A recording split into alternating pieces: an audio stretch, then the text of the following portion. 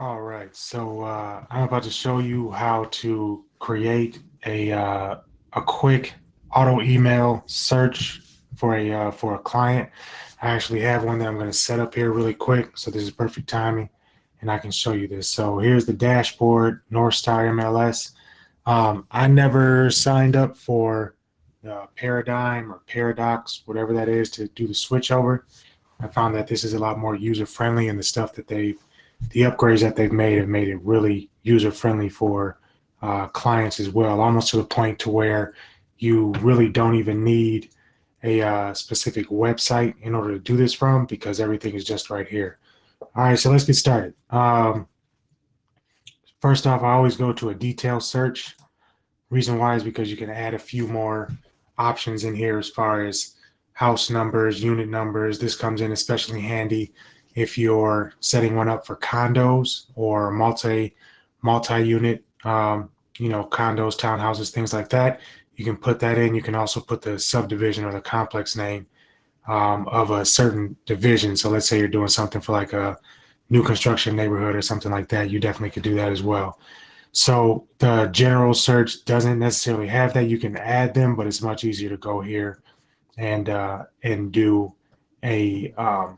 do the detail search because it's already added there. Now, some other things you can add to it: distressed only, exclude distressed. Right now, during a market like this, for just regular sales, I typically take off the distressed properties. Those are foreclosures, bank-owned properties, and things like that. So that's one of the first things that I do. A lot of times, if somebody is looking, so if you're setting it up for a buyer and they have things that they're looking for specifically, like they want, garages, heated garages, and things like that, you can find those parking characteristics and everything like that here, as well as the basement. You can choose walkouts, things like that. You can make your searches extremely specific so that your buyers are getting only what they're looking for. So that's why this is hugely helpful, especially when you're doing that. You can even do it by your listing office name, things like that. So you've got a ton of stuff that you can add. For the sake of doing it for a potential listing, which is what I'm doing right now, typically what I'll do is a radius search. So I'll search, especially if it's a condo, I'll search for things that are a quarter mile from the address that I'm doing. And a lot of times I only do sold. So I'll do sold, and what I'll do is just kind of leave it at that. Don't put any dates or anything like that in there. Well, actually, here's what I'll do. For the sake of the auto email, you don't have to put anything in there, but here's something that you can do if you want to do a date range. You can show somebody everything that was sold in the last year. So usually when I'll do that is I'll put in something like this. For anything that's sold year to date, I'll just put a plus sign at the end of the date that I put in. If you want to do something where it sends stuff that's sold like just within the last 24 hours or so, 0+ is what you can put in there. And because what that'll do is that'll tell them, when it's sold, the date. My apologies. Leave this blank. Put that down here. The close date. You can put that as 0+. That'll tell it. That'll tell the system to send out anything that was pulled that was sold in the last day or so. For the sake of this one, I think what I'm going to do is I'm going to leave this one blank and see how many it pulls. You can see it update down here, because what that'll do is that'll pull this. It'll be a starting point for the date, and then when you do an auto email for it, it'll update it, and it can send things immediately. So if something sells that day, it'll send it over. So the property that I'm doing is a townhouse in Plymouth.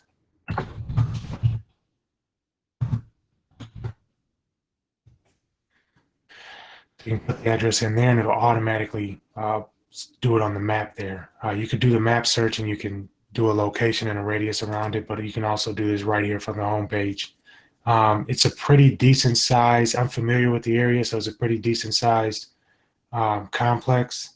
So I'm going to put everything that's sold within a mile of that address, and then I'm going to filter it out because it's a townhouse. I'm going to do all townhouses. So you can see there are 648 matches.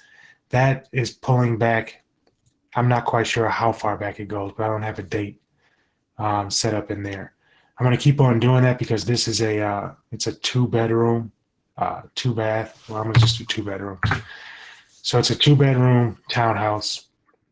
So what I want to have it do is I want to send anything that's a comparable, potential comparable property to the one that, that I'm going to be selling for them.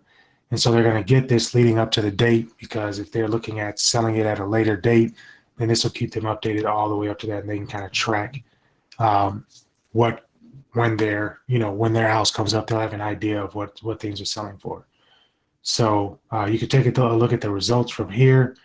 If I do 0+, you'll probably see that update to 0. That's because we have low inventory right now. For now, I'm going to leave this all blank. Let me cut something out here. See what happens. So there's 4 that have sold this year. So what I'll do then is, I'll leave it as that. I'll leave it as kind of the year to date, pull up there, so that they'll be able to see that. Now we can see how much things are selling for in there, and they'll be able to compare it to theirs. They know the idea. They have an idea for what theirs is the size and everything, but this is going to give them what they're looking for. So from here, how do you go about creating the email that you want to do? So select them all, do save. You can do new auto email, right? You'll have to choose the contact that you're looking for. So I believe if I don't have them in there already, well, there's the person I'm looking for. So usually the way that I do this is if I've sent somebody a CMA, I have their email address in there already. So they're already a contact. Now this is a long welcome email. So a lot of times what I'll do is I'll edit this and create a specific default email that I can use for like sellers and buyers. The subject will always be the same. You can also choose to BCC yourself a copy on all the emails. Now in the MLS, what I don't typically BCC myself, just because I don't want to receive the emails every time something sells. But what I do have is a daily summary. So if this person happens to go and click on the link that the email sends, and they're able to, and they go view anything, I'll get a daily summary every morning that'll say who visited the portal, and I can follow up accordingly. I can shoot them a quick email, or if I have their phone number in there, I can give them a call and do something like that. That works really well. When I have it with buyers, I have it set up to send me a notification by text immediately if they happen to save a favorite, because then when I get that text, it'll say the contact's name, information. It'll tell you what property they saved, and then you can follow up and say, hey, I see you just saved that property as a favorite. Would you like to schedule a showing? So it just kind of keeps you. It almost acts as like we talked, like we said, it almost acts as your assistant. So the subject, I'll say these properties just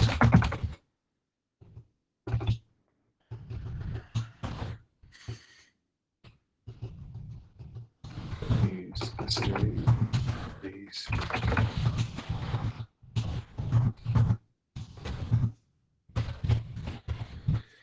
Something like that. I mean, that'll be good for now. If it works, it works. I'm going to edit this because this is really long. Mine isn't as long. Let me see here. So, yep, that's right.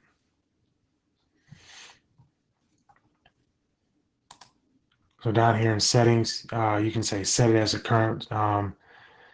current message as my default. So this is really easy because what you can just do is go ahead and just delete all that.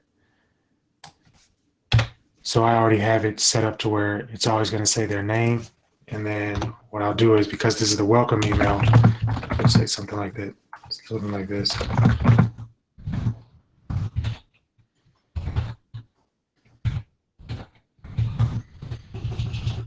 If I can type.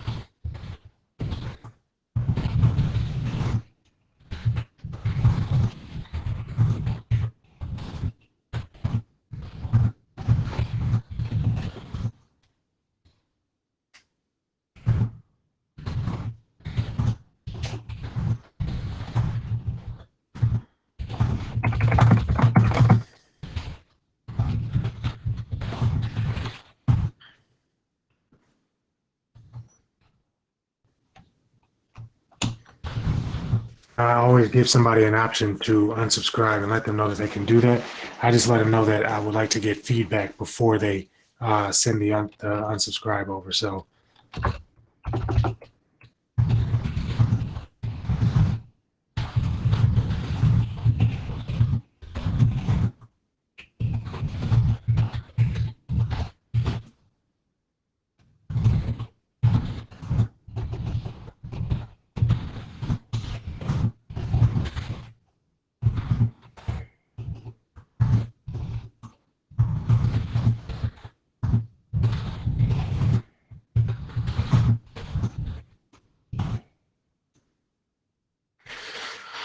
that's easy enough. And the signature is already there. And I'm actually going to set this as my default. Um, and what they're going to do is, they can click the link. Um, they can click a link to get started. So that's the welcome email. This will be the recurring email. So it'll say their name, and it'll say one or more new updated listings match your search criteria. You can change this as well. And then there'll be a link automatically inserted there. Um,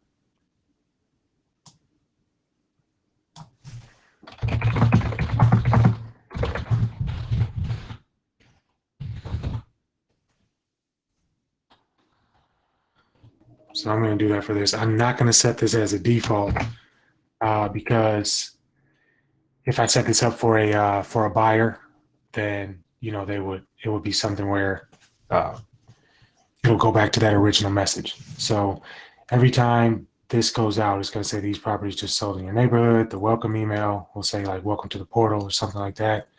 And then the recurring email will just say this every time. It'll have my signature down there and the link will be inserted.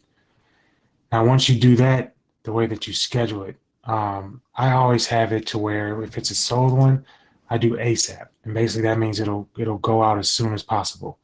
I don't want them to show in reverse prospecting results because they're not a buyer, they're a seller. So it'll say the emails are sent as soon as possible.